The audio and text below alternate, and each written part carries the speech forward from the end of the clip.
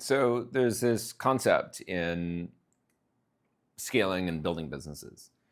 And most business is started and built from trying to focus all of your attention and all of your time and all of your energy to being able to create success, make money, serve the customer.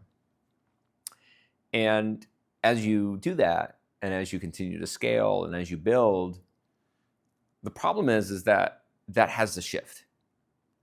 And while that works at the very beginning, when you're like, what's my business model? How's this going to work? How's this piece going to work? How's my business going to work? How's my operations and my team and all these things? But what we end up doing is we build a business that doesn't work for us. So I call this the harmony triangle, right? So you have your business, and you have your customer. And it's very simple. If you aren't being served by your business, you of course can't help your customer. If you aren't being served by your business, you're going to never feel like you really want to do it. You're going to feel like it's all this responsibility on your back. And if you're not taken care of at a certain point, your customers are going to feel that. And your customers are going to feel that even if you don't directly work with your customers, they're going to see it in the way that you show up. They're going to see it in the way that you treat your team, who you hire, who you don't have, how you do your marketing, how you do sales. Because all parts of this triangle have to have energy going back and forth in the right way, in an aligned way. And if not, either you're out of alignment, who you end up helping is out of alignment, or your business is out of alignment. So this is very simply diagnosed, which is, are your customers super happy? And if so, then it sounds like perhaps that part is taken care of. Is your business profitable and have a good profit margin? Does your team love what they do? And does your business work as a system?